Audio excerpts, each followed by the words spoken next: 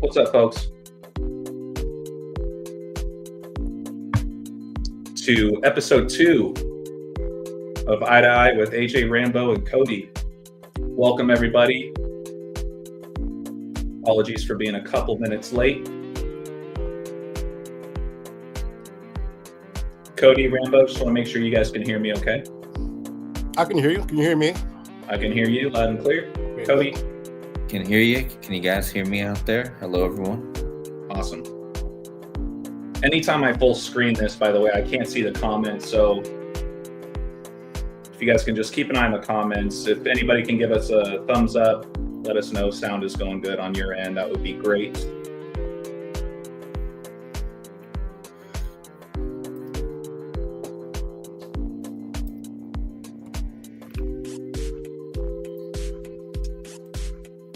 Take a look at the comments. Sounds good. Joseph, good to see you.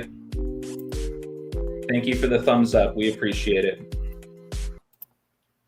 Welcome back, ballers, to another episode of Eye to Eye, episode 2. Now that we have KODI in our corner every single week, Tuesday nights, 7 p.m. Pacific, 9 p.m. Central, 10 p.m. Eastern. Rambo, KODI, thank you guys so much for joining for another weekly live stream. I'm looking forward to it. Thanks for having me again. Yeah, also, thanks for having me. Also, again, really look forward to this every week. So, yeah, we got some really exciting topics to cover. There's always more and more that pops up every day, let alone a full week's worth. We're always going to have content to share, and just shout out to everybody that's tuning in tonight. Thank you for hanging out with us. Without further ado, Rambo, let's get the introductions out of the way. Once again, the godfather, not the grandfather, even though he's got a birthday coming up. Rambo, please let the audience know where they can find your work. My work is at patreon.com/thetruthcodes. You can subscribe. You can register and subscribe for free. There's some free content, but most of it that's just one tier. It's $5 an hour, and $5 a month. Yeah, I wouldn't have any subscribers. Yeah, but no, it's $5 a month, and you get access to no, because I'm on the time theme. That's the thing. We're talking about time. Everything about time. This is a time year. Time is 25 in year, so time is still in my head. But yeah, so $5 a month. You also get access to the Discord server, which is the Codebreaker Discord server, and $5 a month helps me out more than free it does. And I also am on Instagram at The Truth Codes. Fantastic. Yeah, we appreciate that. As I always preach to the community, you guys, $5 a month. I mean, it's less than a coffee that you'd be paying every single day. So it's the best deal in the world. And we have another presentation. Rambo, I don't know if that was on your paid tier on Patreon or if this was part of your free tier. But once again, we're going to have a phenomenal presentation from Rambo. But once again, I mean, the time and the effort and everything that goes into it, it's well worth it. I've been telling Rambo he should probably up his price a little bit because of the value that he brings. So yeah, thanks. I appreciate it. Yeah, absolutely. And also, KODI, please, for anybody who may not be familiar with you, which I doubt, please let the audience know where we can find you and support you. Yeah, as usual, thanks everyone for tuning in. And you guys know, most of you guys know, you can find me mainly on YouTube at Decoding with KODI, which is up on the screen there, spelled just like that. And also, my one main channel of support is at the same name, Buy Me a Coffee /Decoding with KODI. And that's the main place where you can support me. Maybe one day I'll create a Patreon, but right now that's the only place I have a support. Or you can support me on YouTube and let Google take your money, but please don't do that. So yeah, no, for sure. And I did put all of our links in the description of the video as well. So if anybody wishes to support any of us with what we do, we always appreciate it. So thank you guys so much. For those of you that don't know me, I go by Balll Don't Lie, play on words, also known as AJ. These are just some images of my books. that I've written over the years. You guys can find me on Patreon, obviously on YouTube now. Once again, thank you both so much for all of the love and support as I've kind of ventured into this new space. So I really appreciate it.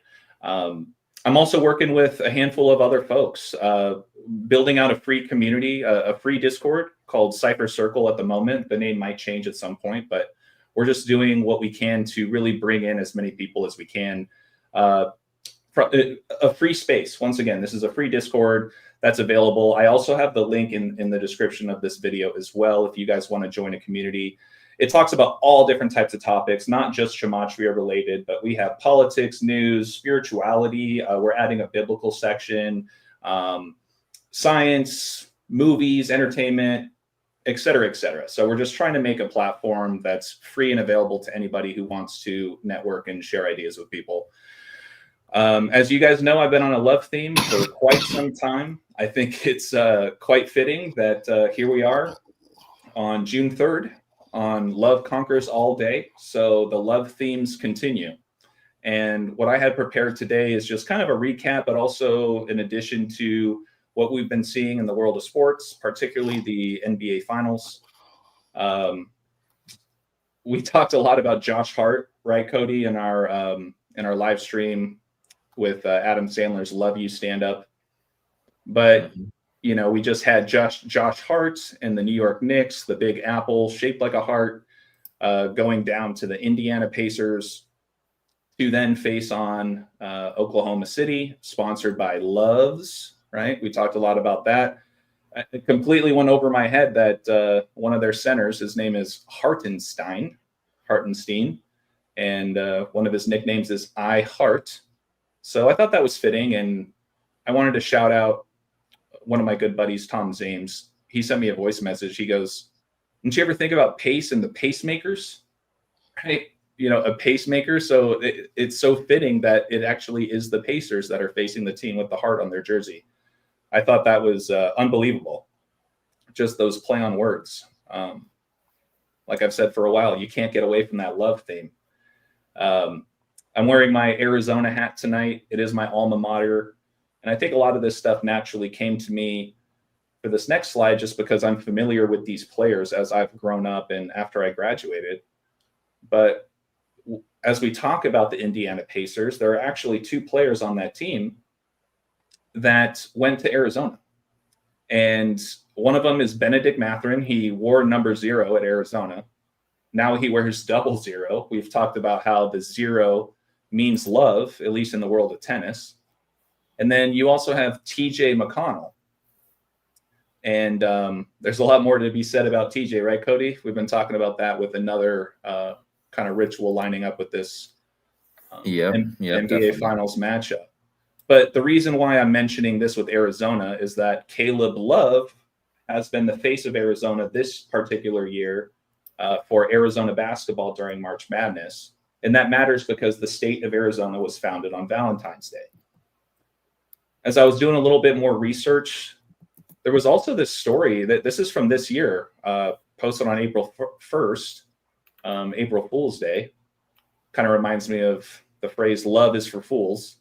But look at this. You have an Indiana doctor seeks pacemakers as he embarks on a mission to Syria. So I haven't actually dissected this entire article, but I feel like the headline itself was very interesting.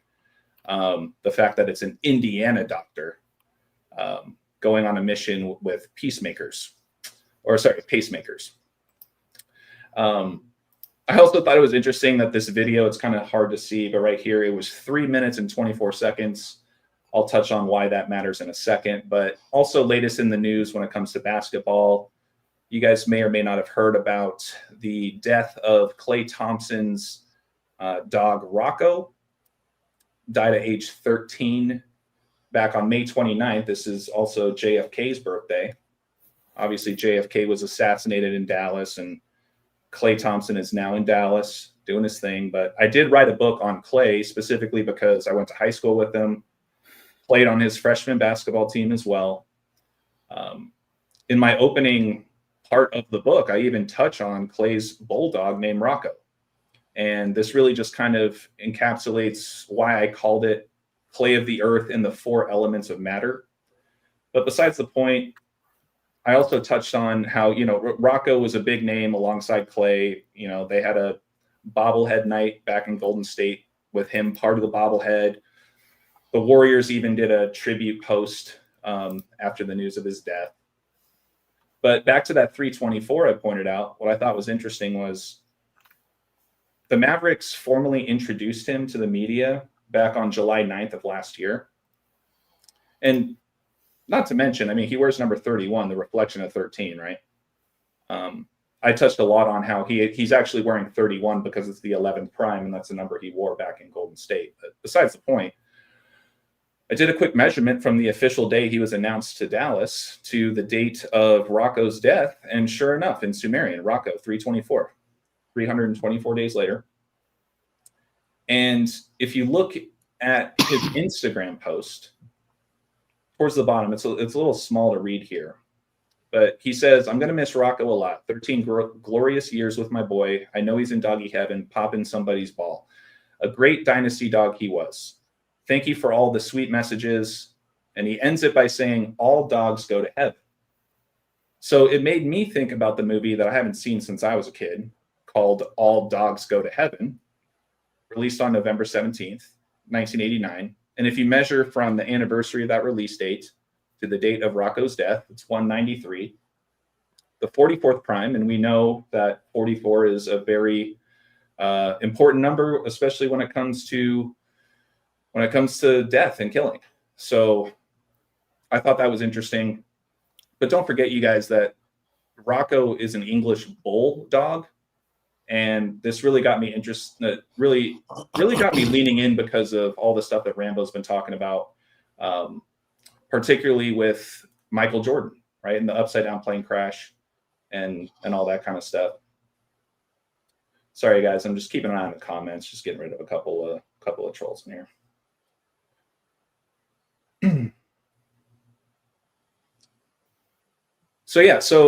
So Rocco's a bulldog, right? There is a National Hockey League team called the Chicago Bulldogs, and the play on words speaks for itself. But sure enough, when I looked at this movie, All Dogs Go to Heaven, November 17th, Rambo, you just shared with me something very interesting about that date. But if you measure from the date of Rocco's death to the anniversary of this movie being released, it's 172 days, and that just so happens to be Michael Jordan's birthday. And sure enough, there is a bulldog on the cover of this movie, and there's also a bulldog in Space Jam, right? But yeah, Rambo, would you mind just piggybacking off of that with what you were telling me about why November 17th is so important? Right, because 5 years before November 17th, 1989 is November 17th, 1984, which is the release date of Air Jordan brand shoes. The very first Air Jordans were released on November 17th, 1984.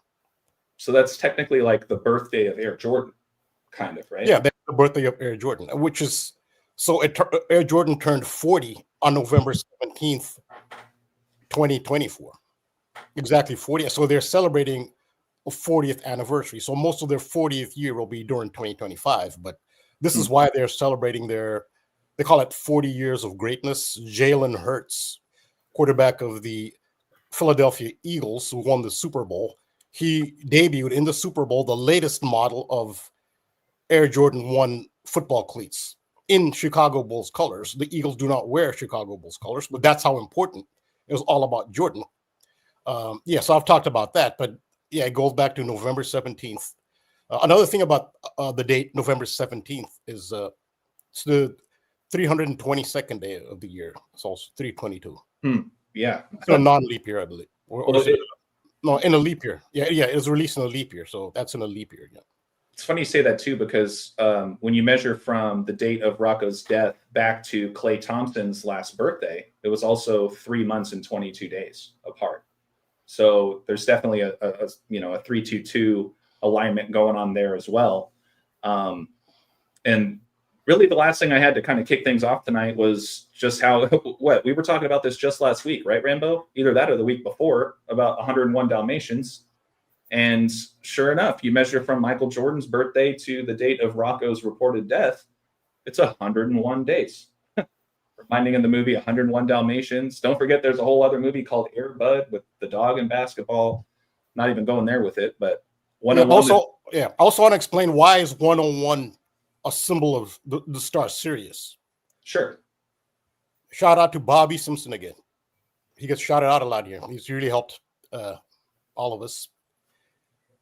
It is actually a reference to it's mostly a Freemason icon of twin pillars and a starburst above the twin pillars, in between the twin pillars. Sometimes the starburst will have a pentagram on it, or it'll have an eye. But that is Sirius. That starburst is Sirius. That is the number 0, and the ones are twin pillars, which represent the constellation of Gemini. So in astronomy and in the sidereal zodiac, Sirius is in Gemini, and that's what the twin pillars are. So the twin pillars that you see in Freemason iconography, and the starburst in the middle of it. The 0 is Sirius, and the 1s are the pillars. So that is why 101 is a number which is used in reference to Sirius. That's beautiful. For those of you guys that don't know, I mean, 101 is the 26 prime, dog 26, right? Jordan 26, huge number. But yeah, just the dog and the love themes that keep going on. I mean, Cody, you might remember from our last live stream talking about the Adam Sandler stand-up special where a dog walks on stage, like comes out of the blue. I mean, you can't escape these dog and love themes, especially right now. And Rambo, didn't Michael Jordan's father, wasn't he murdered during the heliacal rising of Sirius? And obviously we have the Chicago Bulls theme song called Sirius. When you talk about the heliacal rising of Sirius, there's these ceremonial, so it changes over the centuries and over millennia. When does the star Sirius reappear after being invisible for 70 days each year? The first time that it reappears after being invisible in the morning on the eastern horizon is called the heliacal rising. It's amazing how difficult it is to find what exactly is the heliacal rising day in 2025, but it's roughly, it's the first week of August now, but there was a time in ancient Egypt when it was the last week of July, August.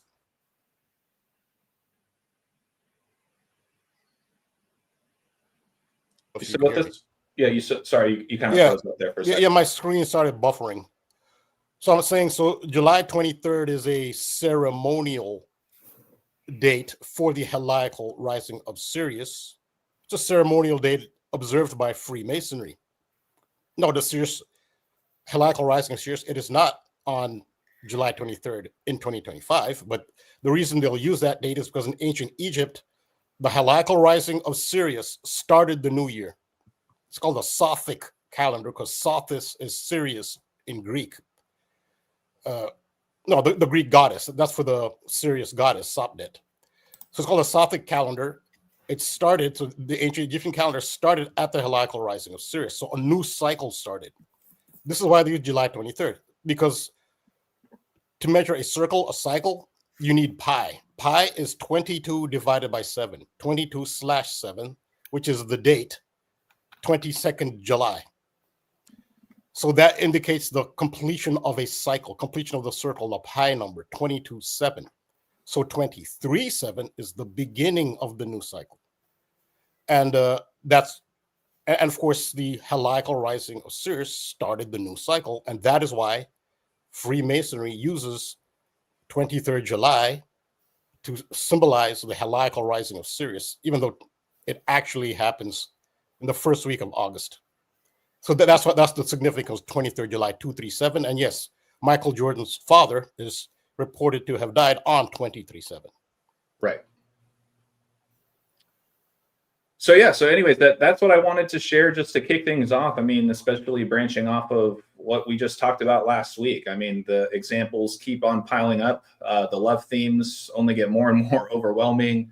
And, like you and Cody were especially talking about last week with Sirius, I mean, the dog themes are continuing as well. I saw someone in the chat was talking about the Georgia Bulldogs, right? They've been very relevant in college football recently as well. But Rambo, I know that you have your presentation that I got teed up as well, but I would like to pivot over to Cody. Cody, I know you've been talking about a lot of stuff recently. And unfortunately, I haven't had a chance to catch up with your latest videos, but would love to give you the opportunity to have the floor and share with us and the audience whatever you'd like to share for this week. Yeah, so I would like to just real quick add on to the serious thing before I get into the other stuff. Just the gematria part. I do know. I'm sure Rambo knows this too, but in the Latin cipher or Jewish cipher, depending on what site you're on, dog star equals bulls in the Latin cipher. So it's I think Rambo, did you know that, or? You said the dog star and bulls have the same value? Yeah, in Latin, in the Jewish cipher.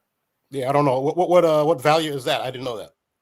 332 in the Jewish cipher, dog star and bulls. So I mean, considering all the stuff you already connected to this, it's that one always made it pretty clear. That's just icing on the cake. But it's just interesting and I find it interesting also that 332 is the 323, 332. It kind of goes back to the 32 I was talking about, and Lucifer also equals 323 in that Jewish cipher. So it's kind of a mix between those letters, and there's a lot you could say about that. But I thought that was a good addition, considering what we already know about the connection with the bulls and the dog star. And funny enough, my high school alma mater growing up in Ohio was the Bulldogs. I didn't even think of that until now, but of course that was my school mascot and my grandfather actually drew the design for my high school. So he drew the bulldog for that. So I have a pretty interesting connection with that. But so yeah, I mean, for me, I'll share my screen real fast, if that's okay. Let's see. That way I can cover. Yeah, shout out Steve J. He just chimed in saying Keanu Reeves's band was Dog Star. for what it's worth. Right. Yeah. Mm-hmm. I've looked into that actually. I can't remember what I found on that, but isn't it crazy that the one is the one from the Matrix is also in a band called Dog Star. So I mean, it just reinforces the Sirius importance connection. So yeah, so Sirius is also symbolic of the opening of the third eye. So the one eye means very many different things. It does not mean just one thing. There's so many different things it means. So that eye symbol can represent Sirius. That's why sometimes you'll see the one eye in front of the starburst, as you'll see on the dollar bill most recognizably. And so Sirius is an awakening, the opening of a third eye, seeing past the Matrix. And you'll see that also in the Truman Show, where there's a fake Sirius. The stars are all fake, but so the spotlight that actually represents Sirius actually fell to Earth. Then Truman picked it up, and he saw a spotlight, and it's marked Sirius. That's acknowledgement that his third eye. He's starting to have an awakening. Like, okay, this Matrix, or I didn't use the term Matrix, obviously, in the Truman Show, but this world is not what it is, and Sirius represented that awakening. So, what's the Matrix about? So it starts with Neo asleep, and they focus on him, and then I think his alarm goes off or something. But you focus on his face, and it's just his one eye opens as he awakes, and that's all. That's about Sirius, and of course he's in room 101 in the Matrix. Neo lives in apartment 101. Yeah, I totally forgot that his room number was 101. So that's even more interesting, considering what we already talked about. So how perfect but I think I don't have much more to add on Sirius right now, but I definitely, that's one of my favorite topics, and I'm going to look actually more into the Dog Star Band with Keanu Reeves. I've been meaning to do that really, but I just haven't gotten around to it. But yeah, so I'm just going to go quickly through some of the things I've been seeing this week and how I've been talking about the war theme. In May, I talked a lot about Mars. I talked a lot about the Martian, how Trump turns 42 Martian years on June 11th, which is Rambo's birthday.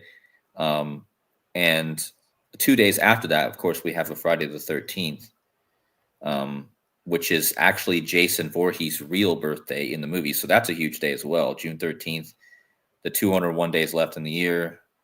But the main theme I was on was the war theme, because there was two or three people that died that were connected to the Mars years, the plane crash in San Diego, and then the founder of, or the leader of the Duck Dynasty clan. And all this was connected to the war theme. And now whether this means it's going to get more intense, well, I don't know. But as soon as June started, we got a lot of war stuff going on and terrorism stuff. So I really, and I was already talking about Pearl Harbor connecting to this upcoming June 11th and this whole month of June, really. But the first day of June, we get Russia's Pearl Harbor, and make it bigger. So can you guys see my screen, right? Yeah, I can see it. Yep. So they were calling this Russia's Pearl Harbor. And again, I was kind of looking for this theme, and it was basically just the attack by Ukraine on Russia's air bases. And they were, a lot of the stations were labeling labeling it was the Pearl Harbor of Russia. So they're calling the operation Spider's Web, which honestly, I think there's a 101 connection with that, considering on the 101. Yeah, spider web equals 101. So the operation was called Spider Web, and that has the 101. And so I think maybe there is a connection there. But the main point was the war, and then you get this Pearl Harbor thing to start out the month of June. But the same day you had I didn't make a slide for this, I forgot, but the same day you had the Boulder, Colorado incident on Pearl Street. So clearly connecting these two events. Let me see if I can find the actual thing here. Yeah, so a lot of you guys probably heard this story. This guy was at this rally for the Jerusalem thing, and he had like Molotov cocktails. And yeah, this happened on Pearl Street. If you guys, I'm not going to go through all the articles to find that, but this happened on Pearl Street. And of course, this connects us perfectly what I was already talking about with terrorism and with Pearl Harbor and World War. So, and this happened on the same day. You also had like another incident on June 1st, I believe. I can't remember what it was. It was some sort of car attack or something in North Carolina. I think AJ shared that with me. It's like Hickory, North Carolina. There was also something there. So just a lot of like chaos on June 1st. Yeah, I did a quick post on that on Instagram. Just, I mean, immediately Hickory, North Carolina, right? Michael Jordan's, not where he was born. He's from Brooklyn, but where he grew up in North Carolina. He didn't grow up in Hickory, but my point is it reminded me of the movie Hoosiers, right? And the Indiana Pacers even had their own alternative jerseys, mimicking that jersey of Hickory. And sure enough, that story broke the day after Indiana advances to go to the finals. So anyways. Yeah. And so there's been, this whole theme. And so as soon as I saw that Pearl Harbor was being mentioned by Russia, I immediately looked up the date durations. And lo and behold, this supposed Russian Pearl Harbor happened exactly 4, 3, 5, 6 weeks after the real Pearl Harbor. And that's interesting because 4, 3, 5, 6 weeks is 66 times 66. So this is 66 square. And Pearl Harbor equals 66. On top of that, it was 6 months and 6 days before the anniversary of Pearl Harbor. So it was perfect. And of course, June is the 6th month. If you take the date June 1st, 6 times 1 is 6. So, I mean, and June 11th is 11 times 6 is 66. I actually talked about that in many decodes before this even happened. I was highlighting the number 66. And yeah, so you get this perfect synchronicity with Pearl Harbor. And funny enough, they released an article today or yesterday about Russian bridges that were blown up. There was also bridges that collapsed the same day. We know we've been on this bridge stuff. I already talked about how the new Pope, his father was a World War II veteran, and don't forget, the new Pope, his birthday this year will be on 68 date numerology, which is the 68 date numerology is how all the world wars started, including the Russian-Ukraine war started on 68 date numerology. So the war theme is absolutely big here, and also mentioned how the years that we've had world wars has also been a year where we've gotten a new Pope. So that's also a clue. But yeah, the word attack equals 11. 66 is the 11th triangular number.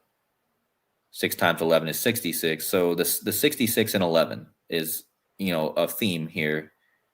And that's why I've been looking at 611. That's just one of the reasons. Of course, most of you guys have watched my videos already. But yeah, this Colorado attack happened on Pearl Street. And it was obviously connected with the Gaza-Israel thing. So you had both connections with the Gaza war and then the Ukraine and Russia war on the same day. And then I started looking into the Pearl Harbor movie, which just happened to came out in 2001. 2001 was a snake year. We're currently in, again, a snake year again. Pearl Harbor was in a snake year. Totally forgot to mention that. Pearl Harbor was in a snake year. 9/11 was in a snake year. And now here we are again in a snake year. And it was almost 24 years exactly to Russia's Pearl Harbor after the release of the movie Pearl Harbor in Russia. So that the Russian release date was May 31st, 2001. And Russia's Pearl Harbor was just literally on the anniversary of that, just one day off. And then this is what I really wanted to get to. Before the NBA finals were even finalized, I was talking about Timothy McVeigh, because I pointed out that McVeigh was, first of all, he was born in New York and he died in Indiana. Well, Indiana just beat New York to move to the finals, where they will play OKC, so all three cities were clearly involved with this guy. The Minnesota thing, of course, would be tying to 9/11. Minnesota was the other team that was eliminated. But yeah, so look at Timothy McVeigh, 66 in the same cipher as Pearl Harbor. And then right as this Timothy McVeigh stuff is going on, you have this Pearl Harbor stuff. And look at what day McVeigh died, June 11th, at 33 years old. And I just pointed out, where he bombed OKC and then he died in Indiana.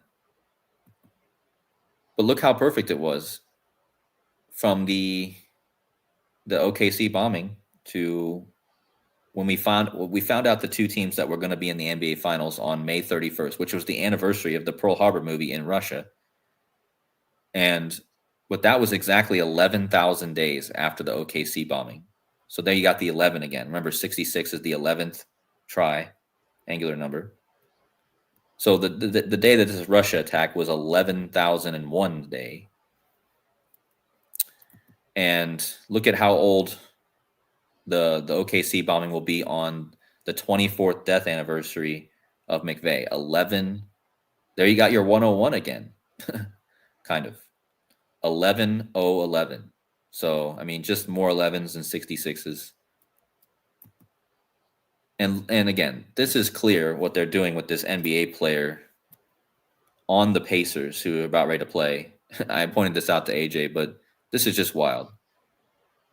his name is literally Timothy J. He goes by TJ, but if you use his middle initial, and don't forget Donald Trump's middle name is John, but Timothy J. Mick C. Right, Mick Connell, and you have Timothy J. McVeigh, and this guy just happened to be born in 9 years, 11 weeks, and 1 day before McVeigh. That's unbelievable, Cody. I just got to say that's an incredible alignment. I mean, the name alone, in line with just it being a Timothy McVeigh type of ritual, but then for you to back into just that date duration, I mean, how much more airtight does it get than that? That's incredible, Cody. And look at the number he's wearing too. I just now noticed this. He's wearing the number 9, so you kind of have that 9/11 connection right there. 9 is 6 flipped upside down. 6/11, 9/11. Timothy McVeigh was killed on 6/11, the year of 9/11. So, I mean, and don't forget, Timothy McVeigh was born in 68. That was the year the World Trade Center construction began. 68 is the war code. And also, what's even crazier about these guys' alignments is not only how far they were born, or how far he was born before the death of McVeigh, but it's funny, he'll be almost exactly, I mean, pretty close to, if he would have been the same age, that would be even wilder. But so this guy, TJ McConnell, he'll be 33 years, 72 days old on the beginning of the finals. And McVeigh was 33 years, 49 days old when he died in Indiana. So one thing too, Cody, really quick. I just saw this last night. Game 1 of the NBA Finals. Correct me if I'm wrong. I don't know if you want to pull it up on the Gematria date duration calculator, but I'm almost positive Game 1 is going to be exactly 322 days before Timothy McVeigh's birthday, next birthday or whatever. I didn't know that, but that would sound about right. Yeah, just something else to add into that. So let me just pull that up so people can see it. Another interesting fact about McVeigh is he has the same birthday as John Cena, and John Cena he's the WWE champion right now, and he's saying he's going to ruin wrestling by walking away at the end of the year. He's going to be the last real champion. So John Cena is definitely involved in this. He has the same birthday as McVeigh. Yeah, you're right. It's 322 days before his next birthday, the beginning of the finals. Whoops. Cody, were you planning on maybe even showing that that video you sent me earlier today back in WWE? I mean, I never would have seen that without you sharing it. But I think that, yeah, there you go. That's probably worth showing. I mean, of all the players on the Pacers, they're showcasing TJ. Thought that was interesting. Well, yeah, and I was kind of mind blown when I saw this, because I was talking about McConnell before this even happened. And of course, I'm all over the WWE already. So, and Pat McAfee, the guy here, he's all about Indianapolis. I totally forgot to share the fact that Timothy McConnell equals 201, like Timothy McVeigh. Timothy McVeigh died in the penitentiary, which equals 20. I don't have it up here. I'm not going to waste time typing it all in, but the 201s are all Indianapolis equals 201, Timothy McVeigh 201. Timothy McConnell equals 201, and the penitentiary that Timothy McVeigh died in equals 201. But yeah, look at what they did. After I was bringing up McConnell, the WWE had their announcer, who never takes off his suit, by the way. I've never seen him take off his suit, or at least not many times. And he's been the announcer for WWE for 20-something years or so. Michael Cole, he lost a bet to Pat McAfee. And don't forget, McAfee has the MC in it as well. So you got McConnell, McVeigh, McAfee, and the MC is the Moonchild. I believe MC stands for Moonchild. I'm not going to get into that here, but Donald Trump born on the Moonchild Day for Thelema. I'm not going to get into that. But the MC, I think, has a lot to do with Moonchild. But at the same time, you have Michael Cole, MC, in Oklahoma. WWE just happens to be in Oklahoma at the perfect time. You know, their shows are not often in Oklahoma. So Michael Cole in Oklahoma taking off his suit to reveal he's wearing a TJ McConnell jersey. And TJ McConnell is not a star player. Okay, so TJ McConnell is not a jersey you would expect him to be wearing out of all the jerseys, but this is what they did. How perfect. Well, I just noticed too, it says Raw right underneath, right? And you've been talking about kind of the war themes. So you Yeah, have exactly. you kind of got that play on words right underneath it. Well, Raw used to be, when they first started in the 1990s, it was Raw is War. That's what they called the show. So, yeah. And in the same show, the WWE debuted their new character, their new up and coming star, Stephanie Vaquer. And this character is so intriguing to me. I mean, look at her, man. Like, her symbol when she comes out is the Aries symbol. She's wearing the Aries horns.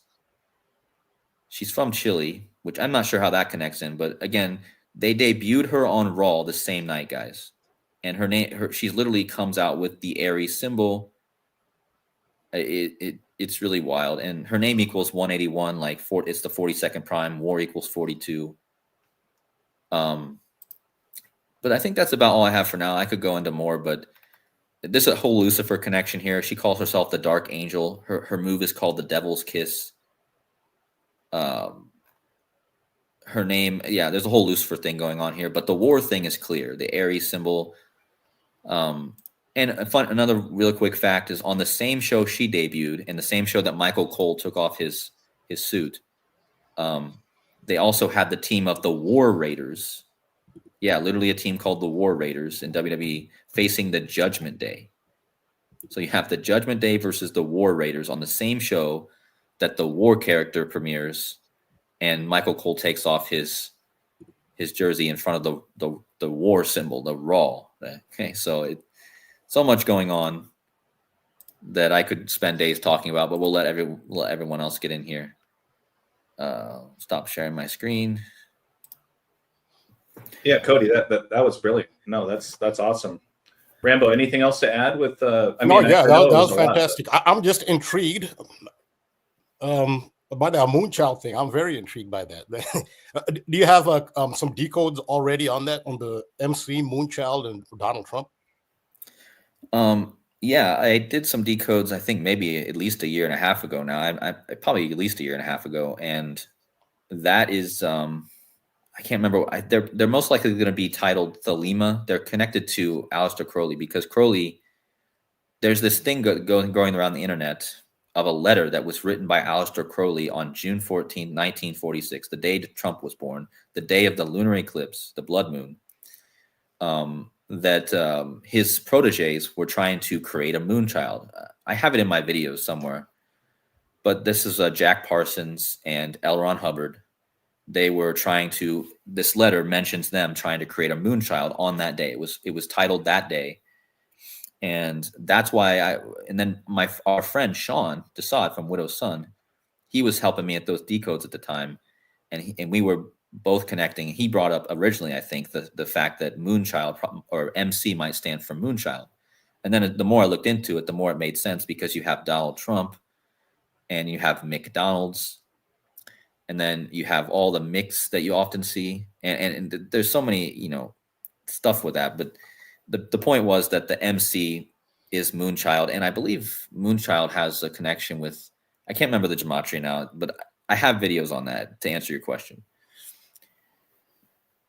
No, it's an intriguing topic. Yeah.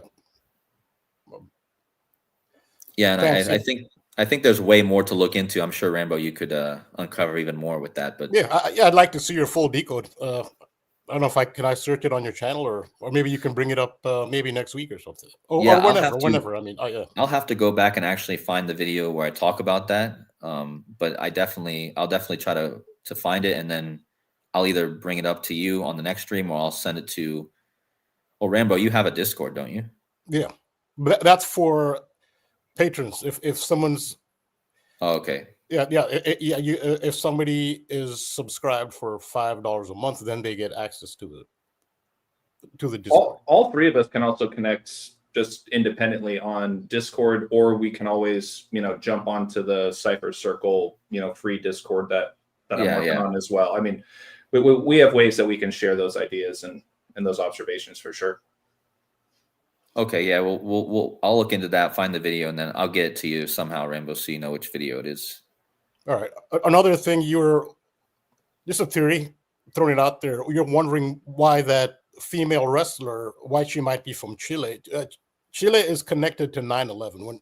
When 9/11 happened in 2001 in Chile, they refer to it as the second 9/11 because in 1973 there was a coup backed by the CIA. This is mainstream, but CIA-backed coup in Chile on September 11th, 1973. And this ties back to 9/11. Chile is also one of the havens for Nazis after World War II. And that ties into war. So I feel that might be why her Chilean nationality is tied into the whole narrative. Yeah, that's perfect. I knew you'd know something about that, Rambo. I had a feeling you'd know something about Chile. I did not know that about the coup, and I definitely think you're right on point with that because, yeah, she's appearing at the right time, and she's the first ever South American born champion now, and now she's going to be skyrocketing up. She's going to be one of their top stars within a year, no doubt about it. And so that's on point. And that's great. Yeah, Chile was a Nazi haven, and in fact, if you look at the image of the Chilean army, this is in 2025. Look at an image of the Chilean army doing a parade. You will be astonished. It's all gray uniforms with Nazi style helmets. I think they even have that little spear point at top. It looks like the Nazi army. Yeah, I could go on with that, but I think so the Nazi connection. I think that's why.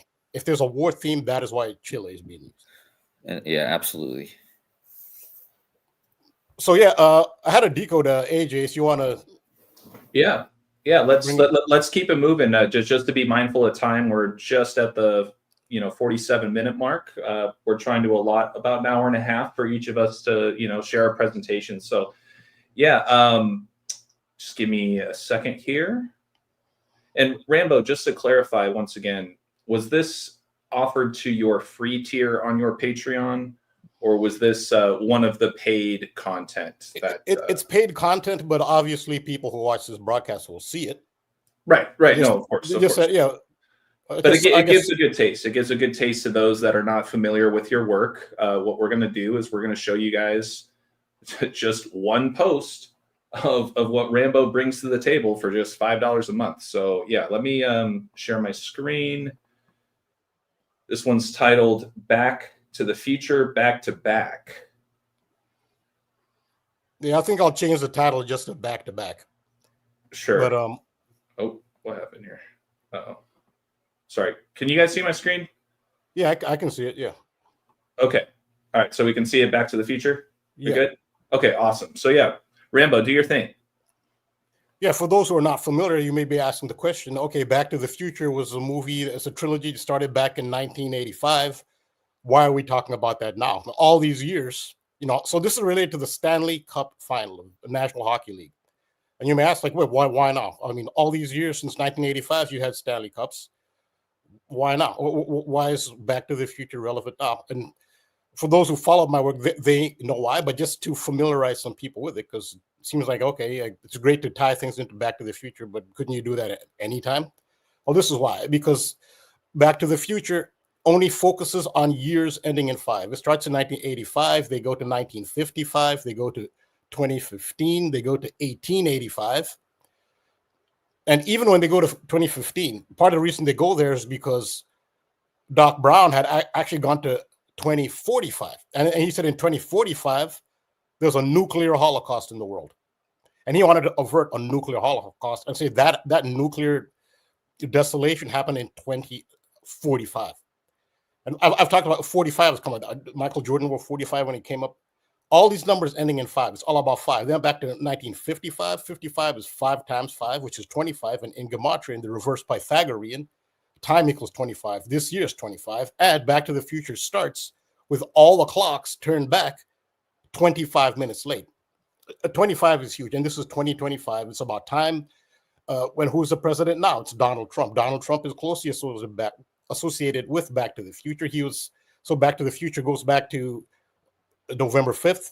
So Guy Fawkes. Why is that? Why are you using Guy Fawkes Day to go to Back to the Future? Because Guy Fawkes, his event, his claim to fame is trying to blow up the British House of Lords at the British Parliament in Westminster. It wasn't there at the time, which was 1605, a year ending in 5. That's when the gunpowder plot happened.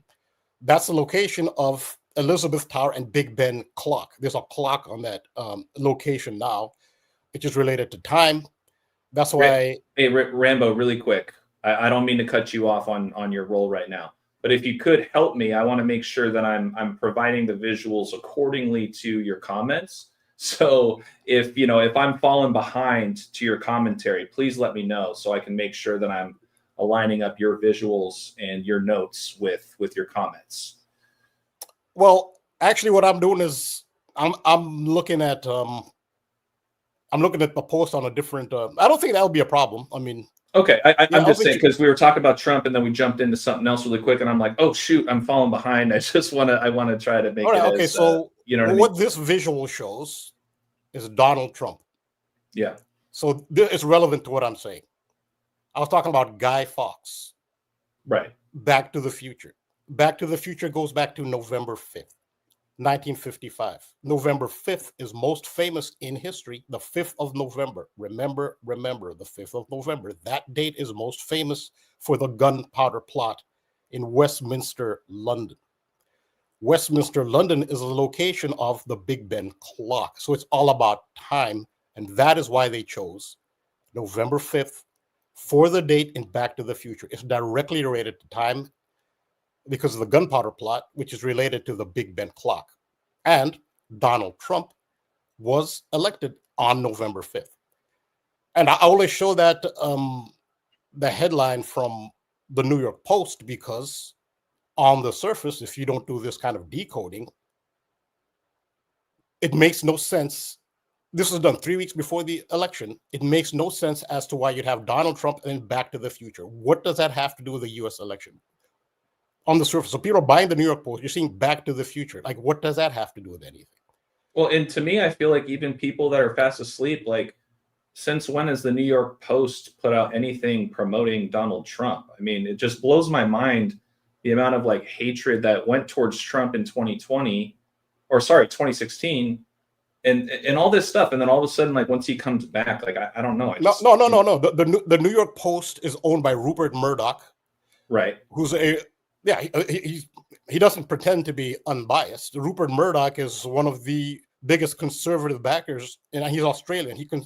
He promotes conservative right wing. Oh, okay. Then that's my fault. That's my misunderstanding. It's owned by literally one of the most openly conservative right-wing members of the media, which is Rupert Murdoch. It's always been pro-Republican. It's never. Gotcha. That's totally my ignorance. He doesn't pretend to be impartial. He also owns Sky News Australia. Watch Sky News Australia. It's entirely, anti-left, pro-right. So no, gotcha. The New York Post is always pro-Trump, but. This is the thing. So nobody would see on the surface, what does Back to the Future have to do with Trump? Like, it makes no sense. Well, I explained why it is. And it has to do with the 5th of November and Guy Fawkes and the clock and Elizabeth Tower. So again, and this is for people who don't follow my work, who may wonder, why are you talking about Back to the Future? Well, this is why in the year 25. And in fact, if you look at when this New York Post was published, you can't really see it because it's really small. It was, and I've done it in other decodes, October 25th. Again, this is the year 25. Time equals 25. And I showed all the other 25s. Back to the Future starts with all the clocks 25 minutes behind. And the White House Office of Science and Technology just made an announcement, pretty extraordinary announcement to the world, that the United States can manipulate time and space. Of course, and I gave an example of that. Why is that happening now? Because Trump is in office. And because it's the year 25, and 25 is a time number. So that's why the Back to the Future is relevant. Just to give it context for those who are not familiar, I even show a scene here from Back to the Future where he's late for school because the clocks are 25 minutes late. In the background, you see a 25-mile-an-hour speed limit. And where's Michael J. Fox? From Edmonton, Canada. And that ties directly to hockey in 2025. The Edmonton, his hometown hockey team. I mean, I noticed this before, but I did not do a decode, but I just thought, wow, I didn't even know this. I only just found this out like a couple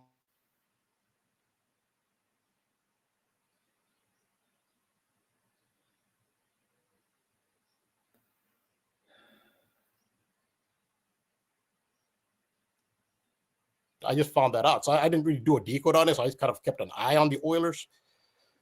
Of course, now I'm kind of bringing out why it appears clearly there is a synchronicity.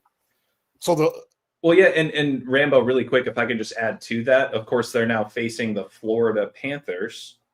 Talk about 322. They're located in like the 302222 zip code or something like that. I don't know. I'd have to go back and double check. But more so just high level. I mean, when we talk about Trump involved with all this, let's not forget about the Mar-a-Lago raiding in Florida. Trump's very much connected to Florida as well. So I feel like just the matchup alone with the Oilers and the Florida Panthers is very fitting in line with this Trump and time theme.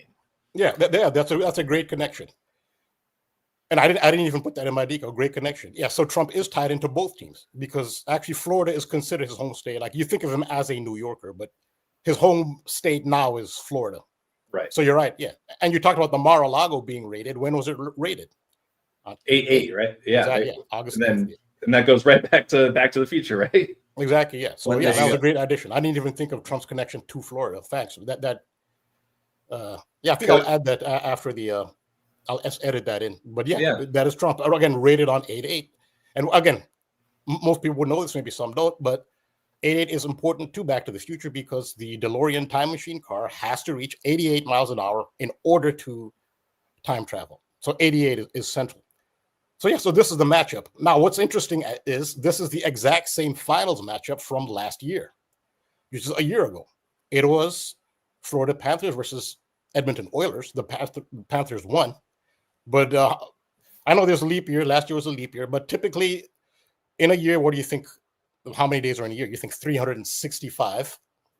So that's like a yearly symbol. That number is a year symbol. Well, a year later, you have the same matchup. It's kind of like Back to the Future, too. Like the same thing happens again. It's like deja vu type thing. So I did the gematria in the Elizabethan reverse, which is the Francis Bacon ciphers, still relevant, using the Elizabethan alphabet. I just put Panthers, Oilers back to back, and it's 365. So that's some very interesting synchronicity. Yeah, I apologize, Rambo, really quick, just because once again, I want to make sure that folks are seeing the images that you put together on your post. As Rambo mentioned, why are we talking about Edmonton? Well, a number of reasons, but in line with Back to the Future, Michael J. Fox is from Edmonton, Canada. Once again, we are showing you guys a full-blown breakdown on Rambo's on Rambo's Patreon. Talking about the Edmonton Oilers, why it's connected to Back to the Future and Trump. We just talked about the connections with Florida and the Oilers. I just want to make sure we're up to speed on the visuals. I mean, Rambo, if it helps, maybe if you can just read the screen share of the post. I think you're reading the same post, but you might be getting a little ahead of me. I want to make sure that we're kind of following along at the same time, if that's okay. Russell, right under this post, which I made the point that the 2024 Stanley Cup final was the Edmonton Oilers and the Florida Panthers. This year's final is the Edmonton Oilers and the Florida Panthers, which has not happened yet. I think it's starting tomorrow, I think. Yeah. And that's just the same team, same two teams. It's a deja vu type thing. It's almost like you can think of Back to the Future, how it's like you're traveling back to 2024 again. It has that kind of feel to it, like you're back in 2024. It's the same Stanley Cup. That's part of the theme. Yeah. Now, what is the number of days? Typically, you think of for a year. It's 365. So I put in the Elizabethan ciphers, which is the Francis Bacon ciphers, which uses the Elizabethan alphabet, which they don't use now, but this is still used. Francis Bacon is a huge figure in the modern English language and in Freemasonry. These are very important ciphers. Elizabethan reverse. Panthers, Oilers, back to back, 365. So we have the same two teams a year later. In Hill Valley, the clock tower in Hill Valley in Back to the Future is flanked by two sculptures of Panthers. And so I show this screenshot from the movie. There's Doc Brown is I think this is probably the most famous and iconic scene from the entire trilogy, is that lightning scene where Doc Brown is on the clock tower trying to use lightning to power the time machine DeLorean back to 1985. But what do you see next to him? Panthers. So that was, yeah, you can scroll. And that's a close-up. This is a model of a close-up of what the That's Panthers. an amazing observation, Rambo. That's the kind of stuff that really really opens my eyes, where it's like, hey, not even just the coding, right? But just the visuals. Yeah. The visuals alone are showing you, how things are lining up. So And it does. So if somebody has the question like, well, why are you talking about Back to the Future now? Well, things like this show you why. Absolutely. Back to the Future is relevant in 2025. Here's life imitating art. They were pointing to 25 the whole movie. 25. And now you see, again, for the Panthers, it's deja vu thing. Oh, we're back to the Panthers and Oilers again. Almost like we're going back. And they're the Panthers. I would say it's more subtle, but it is a central image to the movie, but not something that most people would notice. Yeah. So, yeah, you can scroll. Yeah, so I'm explaining to people, not everybody knows it. Well, I guess most of the audience does know that the all-time great, he's considered the GOAT, the greatest of all time of hockey, is Wayne Gretzky. And Wayne Gretzky starred for the Edmonton Oilers, who are now in the Stanley Cup final. So this is Michael J. Fox's hometown. So Michael J. Fox is tied into the hockey, like, through the Panther symbol and just through his hometown. So yeah, you can scroll again. Yeah, so Wayne Gretzky, he starred for the Edmonton Oilers, but he finished. No, he didn't. After the Oilers, he went to the Los Angeles Kings, and that was actually in 1988. So as an homage to Wayne Gretzky, and it's kind of been a Gretzky year since his all-time scoring record in NHL was broken in this season by Ovechkin. Yep. So Gretzky has already been front and center. So they started the first round of the playoffs with the Oilers matching up with the Kings. And this is clearly a Gretzky tribute. So again, we're talking about 88 miles an hour, Back to the Future. Yeah, you can scroll. So here's a picture. How about this for a picture? It's Wayne Gretzky and Michael J. Fox together. These are two Edmonton icons. I mean, okay, yeah, there's some other greats who played with Gretzky: Mark Messier, Grant Fuhrer, considered one of the greatest goaltenders. These are the two biggest icons of Edmonton.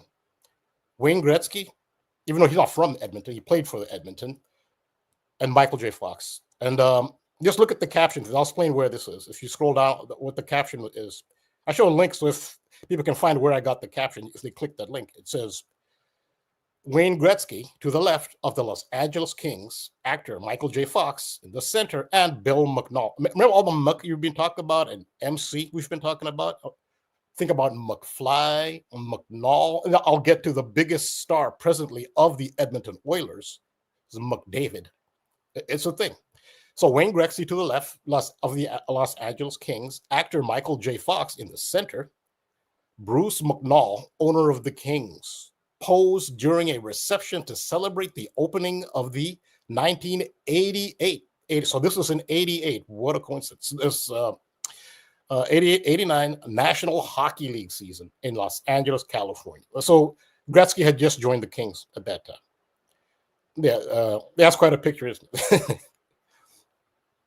The Edmonton icons. Okay. And then so the question is, why is Back to the Future now relevant now? This is why. But look at the date it happened. League. So it was in 1988 during a reception to celebrate the opening of the 1988-89 National Hockey League season in Los Angeles, California on October 4th, 1988. October 4th, 1988. How many days are left in the year on October 4th? Well, 88. I'll get to that later in the decode, but 88 days are left on October 4th. Okay. You know, it's all about that. And there's more to October 4th. So 131 is central to the Back to the Future code because the locomotive in Back to the Future 3 that pushes the DeLorean to 88 miles an hour because they were in 1885 and there was no way of fueling the DeLorean. Like, how do you get up to 88 miles an hour? Nothing in 1885 could reach 88 miles an hour. So that's kind of the whole premise of it. So Doc Brown has to kind of rig the locomotive to kind of go faster. It's locomotive number 131. That is such a central. That's in Back to the Future 3. So you can scroll. Just got another example of the locomotive 131. Yeah, I mean, the other thing about 131, right? I'm not sure if it's in this presentation. I haven't had a chance to read through it yet, but it's a big championship number, right? Super Bowl 131, championship 131. So that's what I always think of when I see that. Yeah. In the gematria community, 131 is usually associated with championship. So in that respect, it's relevant all the time. It's always relevant because we always have championships. So, but it makes it more uniquely and more focused when Back to the Future ties in.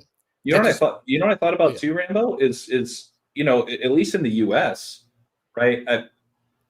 Talk about fuel, gas prices and stuff, right? Have really they really spiked at a time when Biden was still in office. It's kind of gone down, but I don't know. Fuel has been a big cause of concern for a lot of people outside of some other things. So it just makes me think, maybe that was some sort of predictive programming about the Oilers as well. When I think of gas and oil. Oh yeah, oil. Yeah, okay, yeah. Yeah. Okay, so scroll to the next scene. No, just more the next one to see the next image. You can scroll all the way down to display the. There you go. This is exactly what you just mentioned ahead of time. What's the arrow pointing at? Gas prices. So you were right on the money here. Even more I said it. There you gas go. price is pointing at gas. Now this part here is from part 1. This is not part 3. So they already were coding 131 in part 1, way before that locomotive number 131, and it's a gas price. So it's you didn't know that image was going to come up, but you're right ahead of time. Yes, I did not know. If I scrolled one image down, then I would have been able to speak to that. Yeah, and you can think of Oilers. How relevant is that? There you go. Oilers. Yeah. So it's amazing. So 131 is the thing. And so if you scroll down, I'll say what the main reason 131 is. Why is it relevant to this movie? What's funny too, Rambo, is it does say gas war, at least in this particular image. And, KODI was talking about the whole war connection. But anyways, so 131. Ooh, time dilation. It's the term time dilation. Time dilation is something that is scientifically accepted as a phenomenon based on Albert Einstein's theory of relativity. That time, once you go past the speed of light, time will essentially dilates. It actually moves slower past the speed of light. That's based on Albert Einstein's theory of relativity. Time dilation is an actually scientifically acknowledged fact. And since it's based on Albert Einstein's theory of relativity, that is why Doc Brown in Back to the Future's dog is named Einstein. It is a direct reference to Albert Einstein's theory of relativity, which is the basis for time dilation. This is the main reason, and it's in the simplest cipher too. This is the reason that 131 is coded into Back to the Future, and the reason why the dog is named Einstein. So, here Connor McDavid is the current superstar of the Edmonton Oilers, and he's considered like one of the best. Some people say the best. I mean, I a lot of players with better stats, so I don't really know hockey. I mean, the player with the best stats isn't necessarily, you don't just go by stats. He is considered by some the best player in the National Hockey League. It's Connor McDavid, and so here's you can see him with Wayne Gretzky. So he's the big star in Edmonton right now. He was drafted number 1. So you can scroll down. So the year that he was drafted is very relevant to Back to the Future. Oh yeah, sorry. Before I get to that, his birthday. So in Canada, they put, like the rest of the world, they put the day first, then the month. So he was born on the 13th of January, which is 131. And that's the biggest star of the Edmonton Oilers right now. So yeah, you can scroll down. And so the year he was drafted number 1 overall. That was in the 2015 draft, and 2015 is a Back to the Future day. Year. That's in part 2 where they time travel to 2015. And that's the year that Connor McDavid was drafted by the Edmonton Oilers, #1 overall. And there's some dates, pretty interesting dates come from that. Yeah, you can scroll down. So yeah, so when in Back to the Future 2, when they time travel to you know what's interesting, Rambo? I just want to point this out. So this draft was held in Sunrise, Florida. That's where the Panthers are located. Yeah, that's another one. Yeah, Yeah. It's amazing how it all connects. Yeah, I just want to point that out. Sorry. No, I hadn't even included that. Like, I'm actually going to write that down. So, yeah, no, I'm saying there's so many synchronicities, like in one person can't even keep track of all of them. But yeah, I mean, you have the Trump stuff. You know, you really connected a lot of stuff. Because I appreciate other people looking at it as well, because they see things like I've laid it out, but there's so much stuff to notice. Everything, so many details. So no, yeah, in sure. Florida, how about that? He was drafted in Florida, and so he was drafted in Sunrise, and now he's playing against the team from Sunrise. Yeah, really amazing, right? Isn't it? There you go. For the second year in a row, he's doing it. There you go. I have a sneaking suspicion they're going to do this again next year. It might be 3. I mean, this is because a trilogy. So think of that. Back to the Future was a trilogy. So, I'm just going to make a prediction now. I mean, if I'm wrong, I'm wrong. Because it was a trilogy, they might be planning. They might do it again. Yeah, 2026. I don't know. I'm not encouraging betting. I don't bet at all, and I don't encourage. But I got to throw a little something on them. Panthers Oilers 2026. I mean, just a future on one team, let alone to nail both teams on a future. I mean, there's got to be crazy value on that. You know what I mean? So yeah, I mean, well, $1 could probably earn you back 100 if you got ahead of it early enough. You know. But no, I mean, you're noticing more synchronicities that even I didn't notice. Like I didn't even realize. Like Florida Sunrise, like that's exactly the home of the Pat. I didn't even realize that one. There you go. So he got drafted in Sunrise, home of the Florida Panthers. Back to 2015, yes, which is a Back to the Future year. Now, what specific date did Marty McFly go back to 2015? It was October 21st, and so October 21st is kind of considered Back to the Future Day, especially in 2015.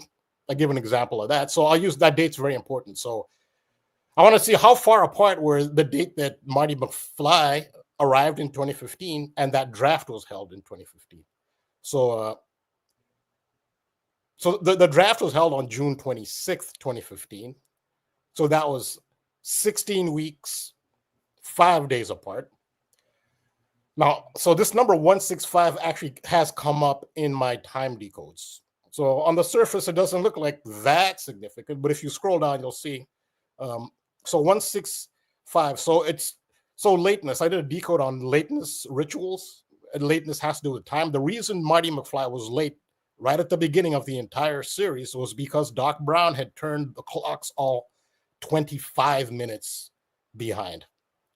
So 25 was huge. So he was late for school. He in fact said, "I'm late for school." And the gematria of "I'm late" is 165 in the Latin cipher.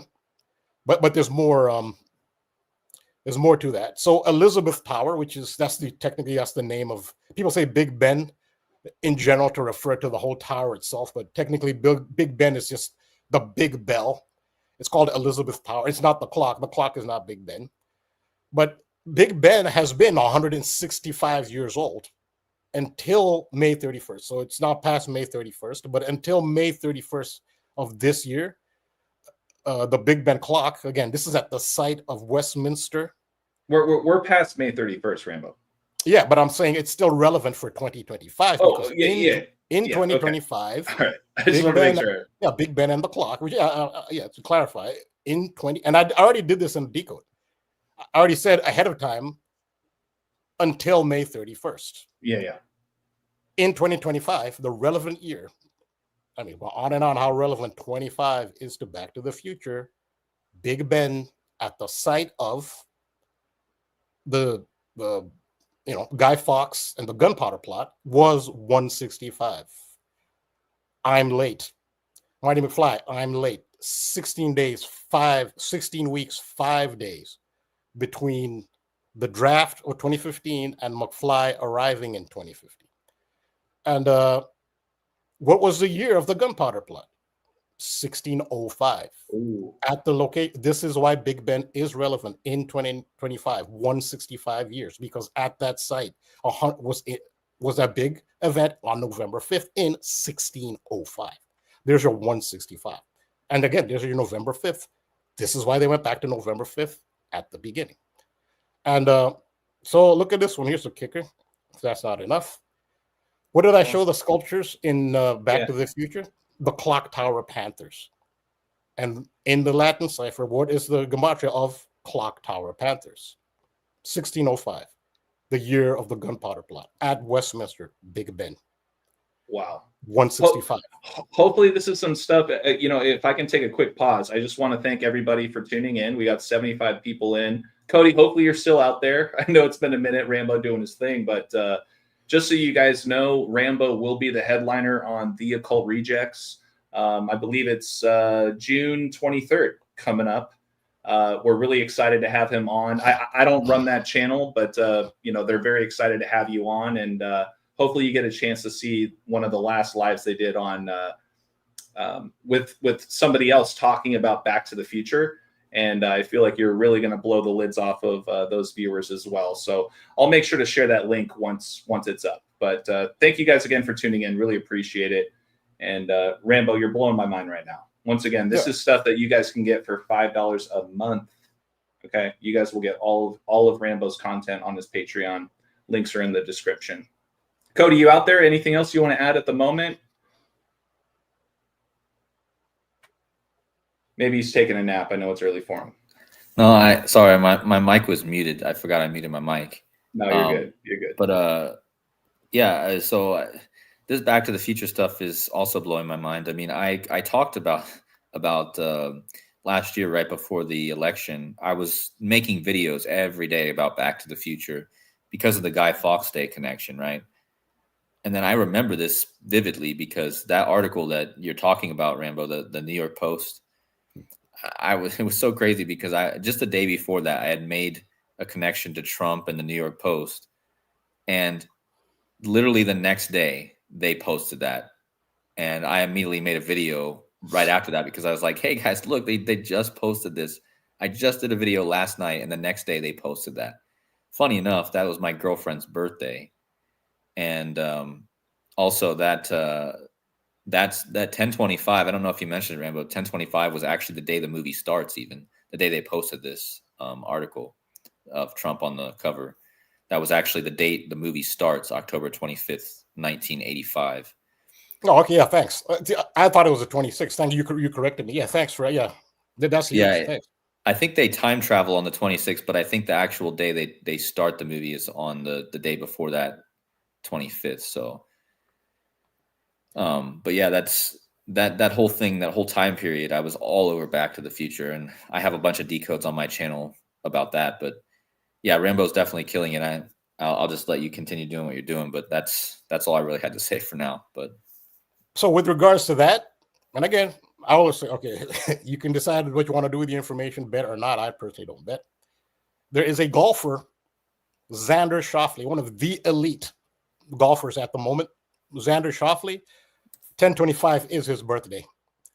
And Trump is connected to golf in a ton of ways. And the next U.S. Open is the 125th U.S. Open. And I just see, it almost looks too obvious to me. But Xander Schauffele, with all this Back to the Future stuff, was born on 1025. So make of that what you will. That's definitely worth making note of. That's for sure. That's for sure. So yeah, you can scroll past this. So yeah, even I was kind of blown away by that. So the other I'm late was in Alice in Wonderland in 1951. Of course, London and the Elizabeth Clock Tower are on the 51st parallel. Nonetheless, yeah, in 1951, Alice in Wonderland was released, and one of the most memorable characters from Alice in Wonderland is the White Rabbit, which has a whole bunch of symbolism. So the main symbolism of the rabbit is not the rabbit per se, but the rabbit hole. And the rabbit hole is a metaphor for a dimensional portal, so which is what time travel is.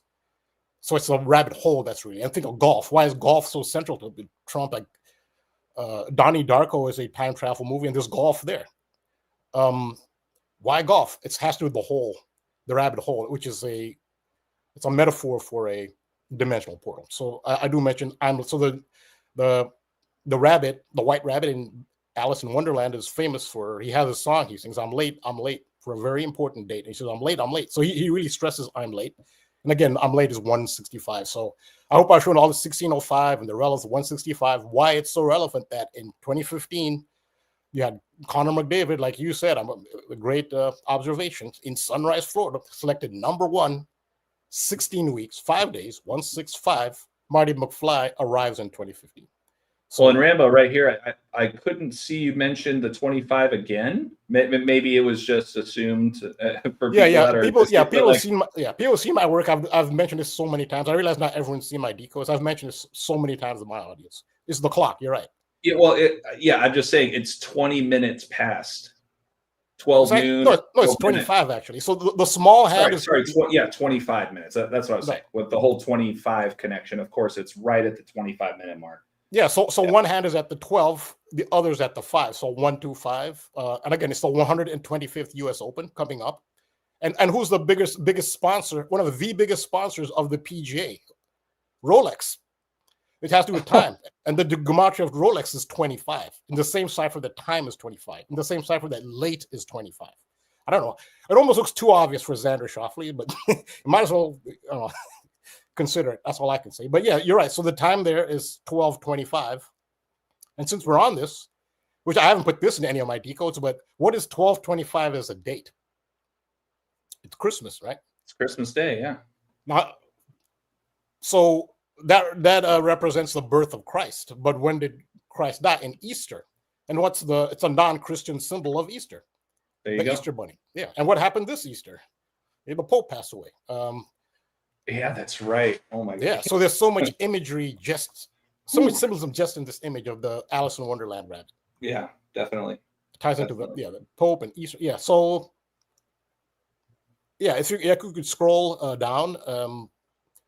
So the other Back to the Future, which is this is the year that it all starts, is 1985. It's all based on 1985, which is when it was actually released. And in 1985, the Edmonton Oilers won the Stanley Cup in that Back to the Future year. So you can scroll down. Yeah, so the Edmonton Oilers did win. Now, who did they defeat in 1985? Which is this is the central Back to the Future year because it's all based on this year. But who did they defeat? Unbelievable, Rambo. Flyers. But why is the Flyers significant? Because of Marty McFly? Exactly, Fly. It's a reference to Fly. The Flyers. It's Marty McFly, who's attached in 1985, and guess who wins? Edmonton Oilers, whose hometown is Edmonton. The guy who plays Marty McFly. Michael J. Fox. So that's another connection. So you can scroll. Yeah, give me just a second. Sorry. Yeah. That's amazing. Once again, those are my favorite connections. Those are my favorite connections right there. Well, the Fly? Yeah. Well, like the McFly, the Philadelphia Flyers, the Oilers, Marty McFly, played by Michael J. Fox, from Edmonton. Back to the Future begins in 1985. In the year 85, Edmonton beats the Flyers. Like that kind of stuff. It's just gold to me. What sparked all of this for me, which I didn't even know this, is when I stumbled, I just looked at Michael J. Fox's bio and I saw he's born in Edmonton. That's like 2 months ago. And that's what kind of like, wow, I'm already doing Back to the Future stuff. I know a ton of it. Yeah. Like, wow, he's from Edmonton?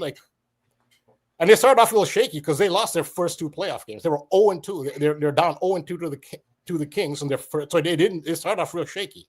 Yeah. So that would, if you're going to bet on the Oilers, that would have been the time because that's when their odds were longest, when they were down 0-2 to the Kings. For sure.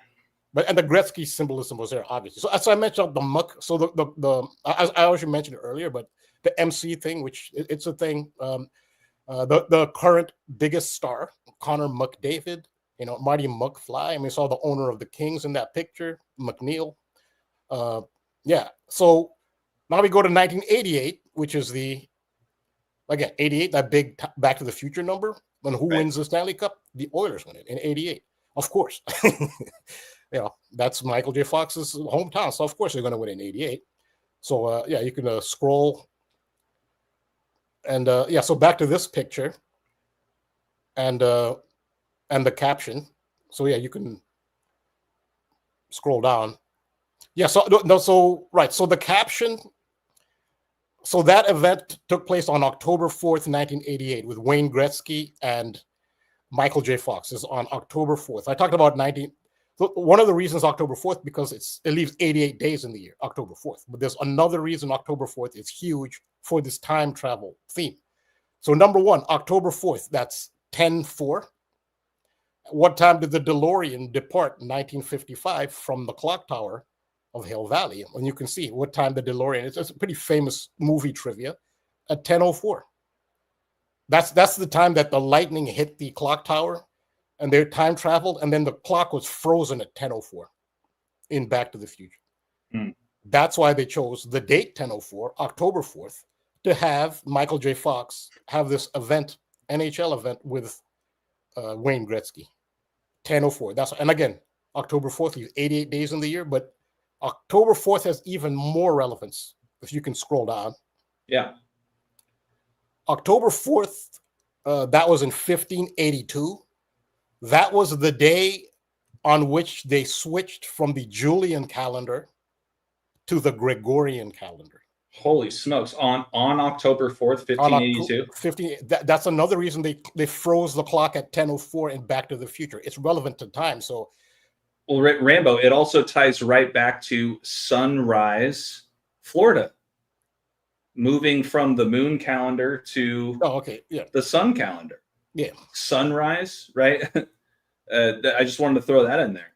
Yeah, the sun is, time is based on the sun. Well, they say Saturn, but Saturn, the sun, they kind of we went into that, how Saturn used to be the sun, but that's, But you get my point, right? Julian, based off of the moon moving to the sun, and then you have Sunrise, Florida, the Panthers, etc. So the way the transition worked, October 4th, 1582 was the last day of the Julian calendar. The next day, which would have been October 5th, was actually October 15th. And so at first it wasn't like it is now, the whole world using this calendar. It only affected a handful of Catholic European countries. That's how it started. And then now it's spread to the whole world. And also there's a number 15. It's, you only see that 15, just numbers ending in 5 in general, November 5th. They went back to 2015. You'll see that just the 5 numbers. It's all about, it's 5 more than anything else. It's this time number. So it was October 4th, one day. The next day you wake up and it's October 15th, and it's the Gregorian calendar. So imagine people who had birthdays in between that time. I'd imagine there were a lot of angry Libras that day. If your birthday was anywhere from October 5th to October 14th, you're a Libra. There's some angry Libras. We'll miss their birthdays. In fact, when other countries eventually switched, there were all these protests of people losing their days. Because the rest of, I guess mostly Europe, was still on the old one, but they had to switch eventually too. And there were a lot of protests with people literally saying, we want our days back, give us back our days. Kind of weird, protest to have, asking the government, could you give us our days back? 11 days. I like my 11 days back. Yeah. But it's a weird kind of protest, right? that's what happened. And I said there's a so I explain here how, which I already said, 88 days left in the year on October 4th. So you can scroll down past that. I've mentioned that a million times. There's the 131 we've talked about. So in 1988, when the Oilers clinched, they actually swept the Boston Bruins to win the 1988 Stanley Cup. They swept them 4-0, and they clinched on May 26th. And there was an event, a very unique event in that playoffs that led to May 26th being the clinching date. Now, if you look at May 26, 1988, to October 4th, 1988. October 4th, 1988 is the day they had that event with Michael J. Fox and Wayne Gretzky, an NHL event. So that event happened 131 days after the Oilers clinched the 1988 Stanley Cup. And then, of course, then they had it on the day with that leaves 88 days in the year with Michael J. Fox and Gretzky, and 131 days apart. They timed it that way. I mean, and plus, so the one thing they could manipulate here to get that 131 to have it synchronized with the 10-4 was the clinching date. That's the one they'd have to kind of manipulate because you could kind of move that. But so this is the way it worked. So Game 4 was actually supposed to be in Boston Garden. As it turned out, this clinching day was actually in Edmonton, but Game 4 was scheduled for the Boston Garden 2 days before. So had the Oilers swept the Bruins at the original Game 4, it would have been clinched on May 24th. And that would have thrown all these numbers off. If it's May 24th, it's 133 days apart. Like, it's just, it doesn't work. They want the 131. That's time dilation. It's a very important number. So they had to delay. I guess they wanted the sweep. The sweep, I guess, there had to be a sweep. So this is an interesting note. This is a very unique 1988 playoffs. If you scroll down, what happened was there was you can keep scrolling. There was a power outage for Game 4, the originally scheduled Game 4. There was a power outage in Boston Garden, and it was tied 3-3 at the time. And they said they couldn't restore the power. So what they did was they canceled Game 4. And so the actual Game 4 was held when Game 5 was scheduled in Edmonton. And then that's when you get everything lining up. Now you get the 131 lining up with the 10:04 and all the 88 stuff. What's funny is that we're talking about 131 at the 1 hour and 31 minute mark. Oh, really? Okay, there you go. Yeah. Divine, right? But so what you're saying, Rambo, is that it was tied 3-3, then the power went out, and then the game was postponed. Yeah, because with power outages, what you do is obviously you wait to get it restored. Right. And their thing was, no, we can't restore it. It was apparently the problem was so far over their heads, we cannot restore power. We're going to have to cancel the game. Yeah. Okay. The word blackout equals 131. Just want to add that. Oh, nice. Oh, nice. Yeah, that's a good one. It reminds me back in, 2016, it didn't completely postpone the game. But if you guys remember in Game 7, Cubs, Indians, it was like, I don't know, 6th, 7th, 8th inning. It was late in the game. And all of a sudden the lights went out. And then the game was just paused for what felt like forever. And that's not the only time it's happened, but that's one of the more recent ones that I remember. I'm not trying to tie it back into this kind of stuff, but just but it does give context to the whole thing. Right. There have been tons of blackouts. I mean, of course, the most famous one was Super Bowl 47. But in every single case there's a blackout, what has happened? They've restored it. Right. They've been like half-hour delays. Yeah, so the players go in, they got to warm up again. They've always been restored. So what's unique about this power outage is somehow they couldn't figure out how to restore it. This is the one blackout that actually led to the complete cancellation. The power was never brought back. Of course, Boston lost their playoff game because they went to Edmonton. Edmonton clinched it. And I don't know, if anyone thinks that's organic, then I guess, no, maybe this is a channel for them. Maybe like, oh, okay. Maybe this is where somebody should be if they think that's organic. But so 135 is huge here. It's the gematria value of Connor McDavid, who is the current superstar of the Oilers. Connor McDavid, 135. Like seemingly, when I first saw it, like, okay, that's not that relevant until you scroll down and see at what time did Marty McFly first time travel. Remember, they had the scene at the Twin Pines Mall where these terrorists shoot Doc Brown because he kind of cheated them to get plutonium from them. And then McFly gets into the DeLorean, but he's actually fleeing the terrorists because they're shooting machine guns. He's flying, he's driving off to get away from them, but he doesn't know that once he hits 88, he's going to time travel. McFly doesn't know that. He's just trying to get away from the terrorists. It's at 1:35 a.m. that he time travels back to 1955. And that's the gematria of Connor McDavid. And KODI, there's your 116 again that you were talking about. you know, the time that was at the Twin Pines Mall, upside down 9/11, and also Rambo, you're I believe it, what, 165, you know, right here you got November 5th at 6:15, you know, essentially an anagram of that 165 as well. The numbers just keep, the same numbers just keep popping up over and over again. It's amazing. Yeah, so 1:35 a.m. is when he first time travels. That's the gematria of Connor McDavid. And yeah, so it does show up again. So yeah, you can scroll down. I look at the birthdays of, because these are the two central characters. So I think, how far apart are their birthdays?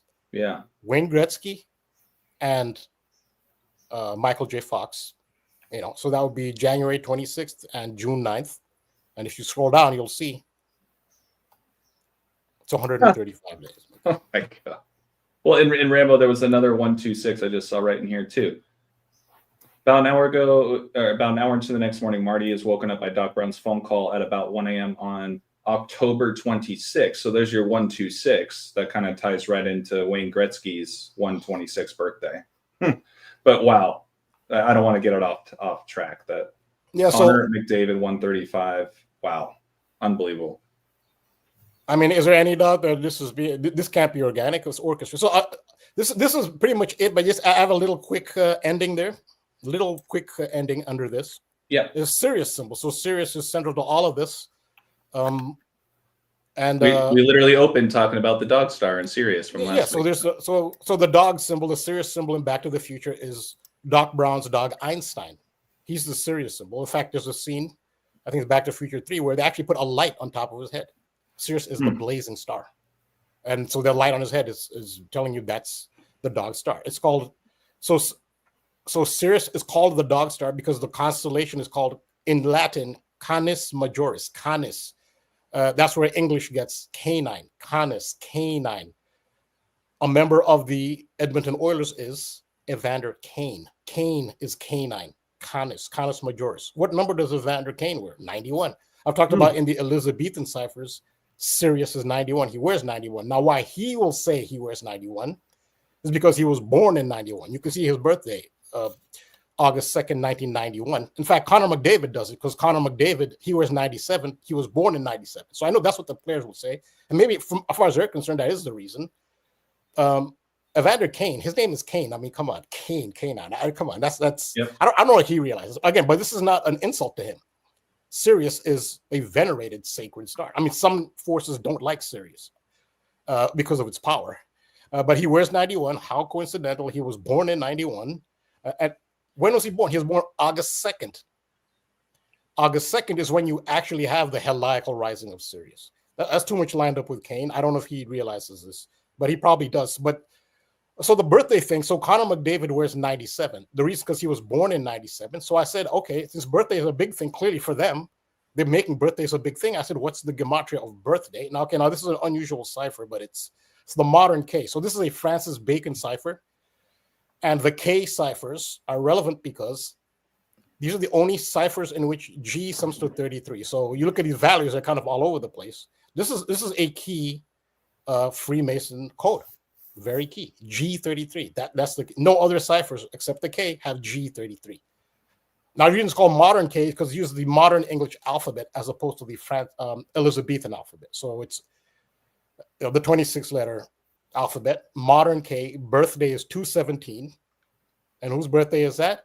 Michael Jordan, who's a symbol of what? Jordan. Yep. What is he a symbol of? Sirius. Sirius. Yeah.